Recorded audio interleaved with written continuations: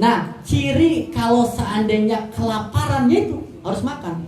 Nah, roh kita kalau kelaparan cirinya apa? Mudah depresi, mudah stres, mudah gelisah, mudah bete, galau. Bete tahu? Bete tuh butuh tati tayang.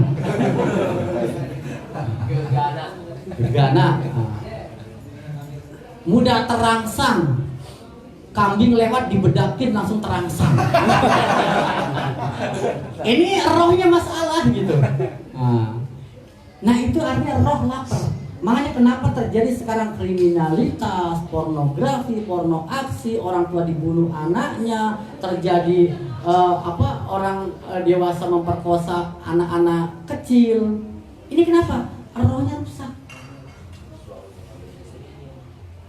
Ini kalau kita lihat ya, ibu bapak sekalian, kasus pornografi itu luar biasa kenceng banget di Indonesia ini. Bahkan aborsi, perzinahan. Kebetulan kan saya di Cirebon ini sebagai psikoterapi ya, di KPA, Komisi Perlindungan Anak, termasuk di KPAI, termasuk di HIV dan AIDS. Ini banyak sekali kasusnya. Kenapa? Ini karena ruhnya lapar, gelisah. Ini bukan main-main loh. Ini terjadi bukan di luar negeri atau jauh, di lingkungan kita. Zaman dulu kita katanya kalau ada satu orang berzina, 40 rumah kanan kiri kena dosanya. Benar nggak? Sekarang ya Allah. Dulu disebut zaman saya kalau anak nakal itu keluar jam 9 malam, jam 10 belum pulang. Sekarang enggak. Anak yang di kamar terus bisa nakal karena dia bisa apa? Berselancar dengan internetnya kemana-mana. Karena internet itu apa? Seperti banjir. Yang namanya banjir ada limbah, ada air, ada mineral, ada plastik, ada sampah. Internet itu banjir. Ada ilmu pengetahuan, ada ceramah, ada tutorial kita sukses berdagang, ada radikalisme, pornografi, porno aksi, LGBT, semua ada. Itu namanya banjir. Anak-anak kita dibanjiri oleh informasi itu. Kalau rohnya kita lemah, hancur anak kita. Ini riset. Saya bicara sebagai dokter dan dosen gitu di kampus. Riset fakta. Bukan katanya. Ini terjadi gitu. Nah artinya ini kita penting sekali irsan. Sekarang ini orang ngomongin fikih udah pintar-pintar. Ngomong syariat pintar-pintar ilmu pengetahuannya. Hafal Quran orang udah banyak. Tauhid sudah hebat. Tapi orang yang baik itu sedikit. Zaman dulu sufinya banyak. Tapi orang ahli tasawuf sedikit. Zaman sekarang orang ahli tasawuf, orang berbicara kebaikan banyak, tapi sufinya sedikit. Yang mengamalkan sedikit. Nah, disinilah kenapa Abah kita suruh belajar zikir. Makanya inilah makanan kolbu kita, makanan roh kita adalah zikir la ilaha illallah. Minimal 165 kali. Semakin dia banyak stres, semakin banyak zikir. Semakin banyak depresi, semakin banyak zikir. Semakin bikin Ramadan akhirnya off, tidak bisa jualan nasi kuning, semakin harus banyak zikir agar rohaninya tidak galau. Allah udah kasih libur sebulan gitu. Geder aja zikir, ilallah gitu. La ilaha illallah, la ilaha illallah, la ilaha illallah. Ini makan roh. Itu setiap Ramadan ini diklat gitu, ibu bapak sekalian. Ramadan ini diklat latihan pembiasaan menjadi akhlak yang baik.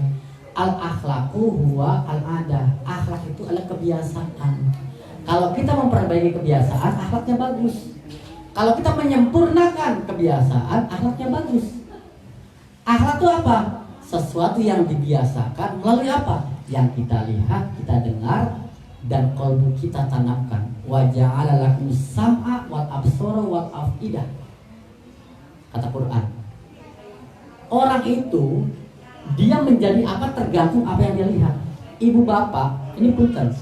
Kalau setiap hari nontonnya film sinetron Indosiar selama 21 hari ibu, maka ibu menjadi wanita yang cengeng. Cengeng. Atau Anda lihat film kungfu sampai 21 hari berturut-turut, Anda merasa gagah. Benar nggak? Anda 21 hari tiap malam nonton film porno, hati-hati. Kayak tadi kambing dibedakin terasa. Karena otaknya masuk dari apa yang dilihat. Anda dengar sesuatu setiap hari orang ngomong ghibah, maka Anda menjadi penghibah. Nah, maka disitulah, mohon maaf, kalau kita melihat hal-hal baik, insya Allah kita terbawa menjadi baik. Kita dengar hal-hal baik, maka kita menjadi baik. Kalau kita selalu berzikir, maka menjadi baik. Kalau Anda ingin menjadi pengusaha sukses, maka dengarlah tips-tips orang usaha sukses. Lihatlah pengusaha sukses. Jangan lihat pengusaha gagal. Satu orang pun jangan dilihat. Jangan didengar. Karena mempengaruhi otak kita secara neuroscience. Makanya kenapa dalam hipnotis kalimatnya ada sugesti. Semakin dalam, semakin tidur, semakin dalam, semakin dalam, semakin dalam. Ini sugesti. Jika racak ninggal batu, laun-laun jadi batu keras itu air lembut, lama-lama dia cekung. Kenapa? Karena terus menerus. Kalau kita juga sama, yang kita tonton hal-hal negatif setiap hari, maka menjadi negatif. Yang kita tonton hal-hal positif, menjadi positif. Yang kita dengar setiap hari tanbi tawasul manqobah manakib, maka kita menjadi pribadi yang ahli thariqah, yang ahli zikir.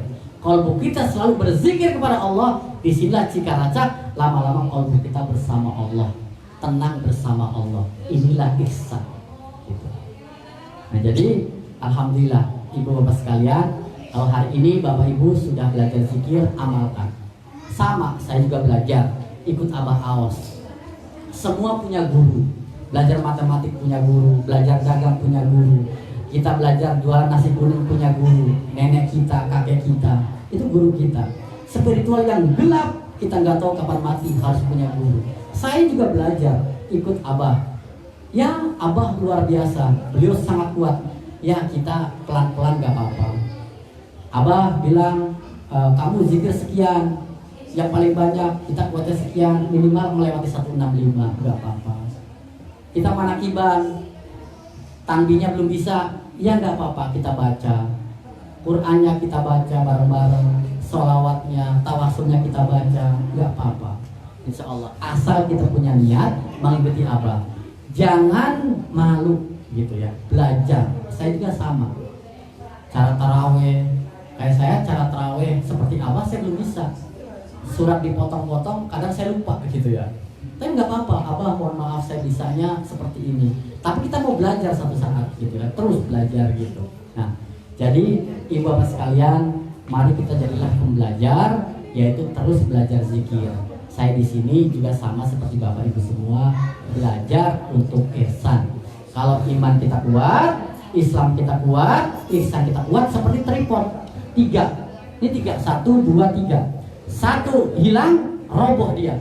Agama itu kalau seandainya Islamnya kuat, ihsannya kuat, imannya nggak kuat, roboh.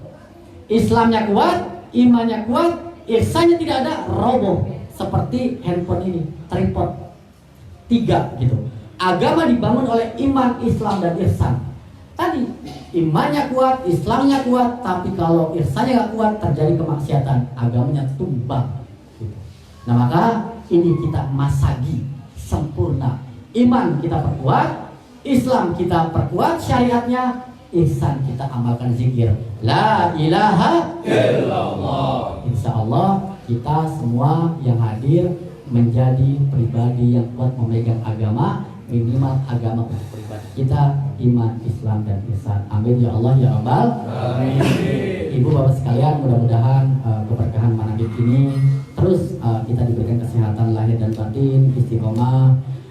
Semua yang tadi saya sampaikan yang bagus dari Allah, yang tidak bagus dari saya mohon dimaafkan. Terima kasih, dan mari kita akhiri khidmat ilmiah ini dengan sama-sama meminta barokah karomah guru kita. Semoga kita semua diberikan oleh Allah kekuatan lahir dan batin. Amin ya Allah ya Rabbal alamin.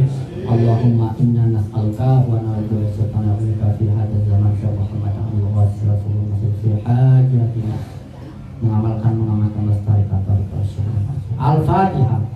Terima